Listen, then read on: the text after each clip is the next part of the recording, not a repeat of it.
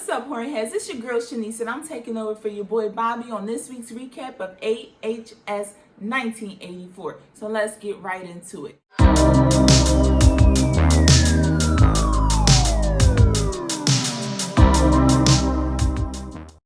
So this week's episode, it comes right on giving us the backstory about Montana and the Night Stalker. Bobby predicted it right. Montana and Brooke has history. If y'all all remember from a previous episode, Brooke was at the altar when her future husband freaked out because he thought she was cheating. He killed his best man and himself in front of everybody. So, come to find out, his best man was Montana's brother, and she is pissed. So she wants Brooke out of here. After that, we get to the present day at the camp. And we got Nurse Rita acting all crazy, trying to get her research done or whatever she is doing. So she got Brooke caught up into the net, hanging her there like a piece of meat, waiting for Mr. Jingles to stroll up and kill her and see what he gonna do. When that happens, the Night Stalker and Mr. Jingles, they meet up. The Night Stalker, he want all the smoke, and Mr. Jingles, I'm gonna give it to him. The part that I don't like about this is Brooke swinging in the middle of this fight. She gets on my nerves. So everything she does is gonna get on my nerves. I just wish they did something else with her instead of having her swinging back and forth while they're fighting. While all this is going down, Nurse Rita, well, fake Nurse Rita, and Montana gets into an all-out brawl. So now you got Nurse Rita and Montana fighting. You got Mr. Jingles and the Night Stalker stabbing each other, and you got Brooke swinging in the damn air. I don't know what she's doing, but whatever. She escapes. Mr. Jingles executes the Night Stalker, and Montana ends up smashing Nurse Rita in the head. Fast forward a couple of scenes, we got our boy Xavier trying to go save the lunch lady. Why is he so obsessed with her? I feel like I hear him bring her name up throughout the whole thing. Like, we gotta get her, we gotta get her.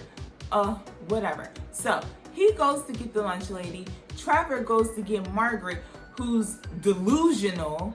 And then Trevor's like, forget that, I'm leaving. He didn't even waste no time on her. But guess what? When Xavier's with the lunch lady, guess who comes in? Mr. Jingle himself. And no, he did not kill her. He sat down with her, ate a peanut butter and jelly sandwich, but then Xavier goes and drops the flashlight like a dummy. That just set Mr. Jingles off. Killed the lunch lady, put Xavier into the stove after he hit him over the head.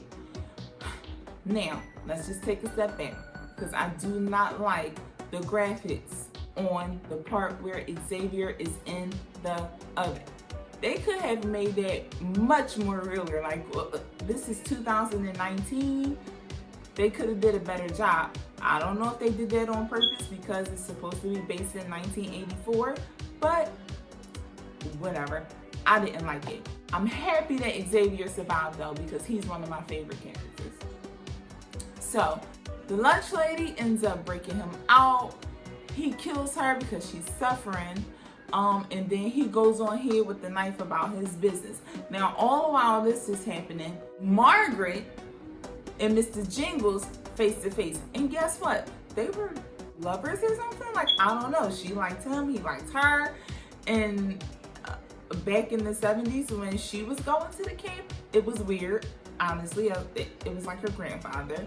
That recap, she begins to tell him that not only is he not the killer, but she killed everybody and set him up. Had him sent to the asylum, and they did all that electric shock, electric waves, or whatever they did to help him forget these things. But what it did was implant these memories in his head that he didn't even have. Now we know that Margaret is the real killer. So Trevor comes in, he's trying to get Margaret again. She ends up stabbing him after she shot Mr. Jingles, and he's laying on the floor. So of course, like any scary movie, she turns around and he's gone. I could have predicted that. Bringing it up to the end, this is where it gets really, really creepy. Okay, so now you got Xavier, Montana, Margaret, Brooke, trying to figure out who else was there.